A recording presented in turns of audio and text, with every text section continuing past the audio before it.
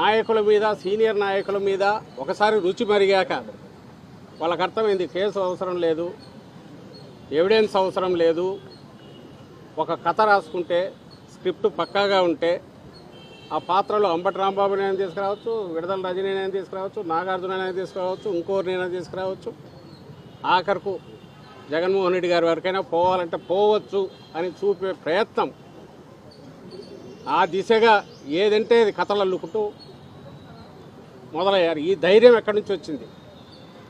ఆ రోజు మొదలుపెట్టిన ఇది ఆ తర్వాత ఇక్కడికి వచ్చేసరికి ఇలాగే జరుగుతుంది అనుకున్నాం, వార్నింగ్ ఇస్తూ వచ్చాం, అలాగే జరుగుతూ వచ్చింది. ఇప్పుడు అమాయకుల మీద కూడా పడుతున్నారు.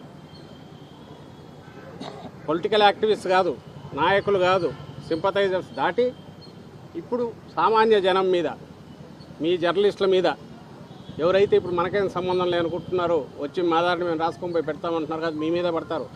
ఆల్రెడీ అది మొదలైంది. సామాన్య జనం మీద కూడా పడినారు. మా వరకు మేము ఈరోజు వచ్చి ఇక్కడ పరామర్శించాక, జైలుకి వచ్చినాక వింటుంటే నందిగం ఈయన సురేష్ గారి మీద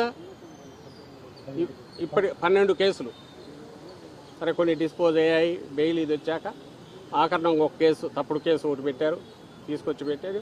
ఈరోజు అది బెయిల్ వస్తుంది, ఇంకోటి తయారవుతోంది అని తెలుస్తోంది ఎక్కడో, అది రావాలి. అలాగే ఇంకోటి ఏదో ఎక్కడో అడ్డగించినాడు అని చెప్పి ఇంకొక కేసు పెట్టారంట. బహుశా ఆ సెక్షన్ ఇది కాకపోవచ్చు.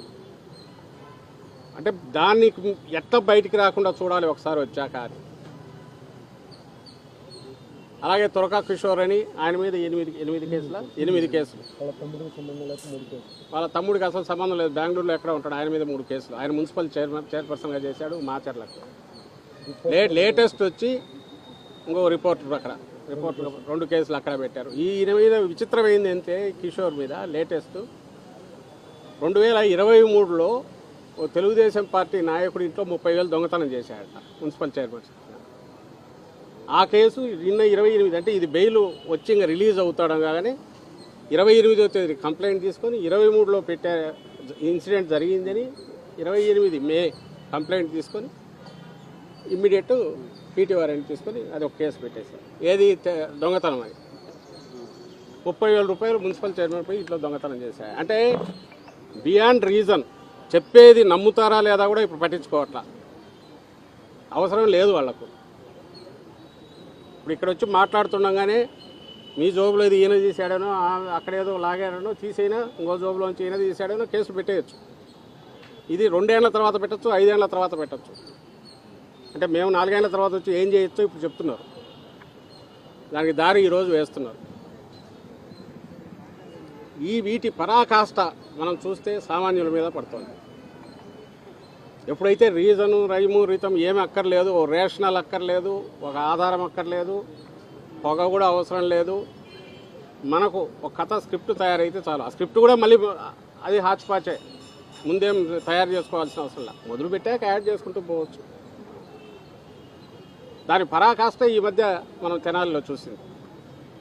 ఒక్కసారి చట్టాన్ని ఇంప్లిమెంట్ చేయాల్సిన వాళ్ళను విశృంఖలత్వానికి అలవాటు చేశాక, పొలిటికల్ అవసరాల కోసం వాళ్ళని వాడడం మొదలుపెట్టాక, ఆ తర్వాత ఎవరి కంట్రోల్లో ఉండకుండా ఎట్లుంటుంది అనేది సంవత్సరానికే, ఈ పాలన వచ్చిన సంవత్సరానికే మన కళ్ళకట్టినట్టు చూపిస్తున్నారు.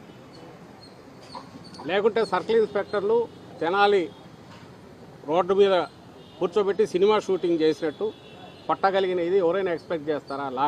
కస్టోడియల్ టార్చర్ వింటున్నాం, లేదా ఆవేశంగా ఎక్కడన్నా రియాక్ట్ అయ్యేది జరుగుతున్నాయి, వాటి మీదే ఫైట్ చేస్తున్నాం. నేను అన్నట్టు తప్పుడు కేసుల మీద ఫైట్ చేయొచ్చు. ఇది ఏ చట్టం లేదు, కేవలం కాకి డ్రెస్ వేసుకున్నారు కాబట్టి మేము శిక్ష కూడా వేస్తాం. ఎక్కడో అండర్ డెవలప్డ్ దేశాల్లో, వెనకబడిన దేశాల్లో వినేవాళ్ళం, ఆటవిక నియమాలు ఉన్న చోట వినేవాళ్ళం, రాళ్లతో పెట్టి కొడతారని ఇది చేస్తారు. అది కూడా తెగల వాళ్ళు ఎవరో చేస్తే, ఇది ఏకంగా మీకు అధికారం ఎక్కడి నుంచి వచ్చింది? నువ్వు పోలీస్ డ్రెస్ వేసుకునే వల్ల వచ్చింది. అది ఎక్కడి నుంచి వచ్చింది? నీకు రాజ్యాంగం వల్ల వచ్చింది. నువ్వు లా అండ్ ఆర్డర్ ప్రొటెక్ట్ చేయమంటే, ఒకరెవరైనా కేసుకు సంబంధించి నిర్ణయించాల్సిన న్యాయస్థానం అయితే, నువ్వు న్యాయస్థానం దాటి పంచాయతీ చేయడం కాదు, శిక్ష కూడా నువ్వే చేస్తున్నావు, రేపు ఉరి కూడా నువ్వే తీస్తావు.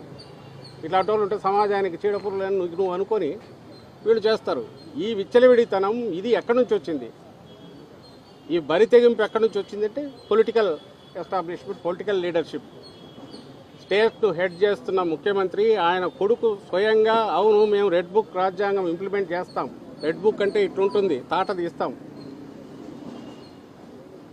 అని ఓపెన్గా చెప్పి అలా చేసిన వాళ్ళకే రివార్డు ఉంటాయని చెప్పినందువల్లే కొంతమంది అధికారులు కానీ పోలీసులు కానీ ఈ పనులు చేయగలుగుతున్నారు. దానికి తగినట్టే మిగిలిన డిపార్ట్మెంట్లో యూర్పాలు చేస్తున్నారు. ఇది డేంజరస్. ఈ డేంజరస్ ట్రెండ్ ఏదైతే వార్న్ చేస్తూ వచ్చామో, ఏ గవర్నమెంట్ అయినా ఉండొచ్చు, కానీ అదుపు తప్పిపోయిన తర్వాత ఆ తర్వాత గవర్నమెంట్ను వాళ్ళు లెక్కలేకేసుకోరు, సిస్టమ్ అది కొలాప్స్ అయినాక ఘోరంగా నష్టపోయేది సామాన్య ప్రజలు ఇబ్బంది పడతారు. లా అండ్ ఆర్డర్ ప్రొటెక్ట్ చేయాల్సిన వాళ్ళే లా అండ్ ఆర్డర్ను బ్రేక్ చేసి తమ కంట్రోల్లోకి తీసుకొని తామే న్యాయ నిర్ణేతలు, తామే శిక్షలు వేసి తామే ఇంప్లిమెంట్ చేస్తామనేంత వరకు పోవడం వచ్చింది అంటే ఇంకా అక్కడికి ప్రజాస్వామ్యం సంగతి వదిలేయండి, కామన్ మామూలు జీవితం కూడా కరువు అయిపోతుంది. ఆ పరిస్థితి వచ్చింది అనేది అలార్మింగ్గా ఉంది. నిన్న నెల్లూరులో కాకాని గోవర్ధన్ రెడ్డి ఆయనను తీసుకొచ్చే తప్పుడు కేసులు ఇంకా 4-5 వండుతున్నట్టున్నారు. దానికి సంబంధించి కలెక్టర్ దగ్గరికి అతని టైం తీసుకొని 2 ఎమ్మెల్సీలు, గోవర్ధన్ రెడ్డి కూతురు, మిగిలిన నాయకులు పోతే దాని మీద కేసు పెట్టారు. పబ్లిక్ ఆర్డర్ని డిజర్వ్ చేశారని. మొన్న జోగి రమేష్ కొడుకు దాంట్లో ఎవరో సైకిల్ ఏదో తిప్పి ఇచ్చేశారని అక్కడ కేసు పెట్టారు. ఇంక ఇలాంటివి ఎన్ని ఉన్నాయో తెలియదు. వింటుంటే ఒకటొకటి అసలు ఎక్కడున్నామనేది అర్థం కావట్లా. బహుశా ఇది వాళ్ళకి ఎక్కుతున్నట్ల చంద్రబాబు నాయుడు గారు కానీ ఆయన కొడుకు కానీ మేము అలౌ చేసినది ఏ లెవెల్కు పోయింది, రేపు మాకు చుట్టుకుంటుంది, ఇది ఎక్కడికైనా దారి తీసే అవకాశం ఉంటుంది అనే దీనికి వాళ్ళకు ఇంకా ఎక్కినట్ల చెప్తూనే ఉన్నాం. డేంజర్ వచ్చేసింది. ఇంకా ఏమాత్రం ఇదైనా న్యాయస్థానాలకు అప్పీల్ చేస్తున్నాం, ఎక్కడో చోట ఇంటర్వ్యూని అవుతారు.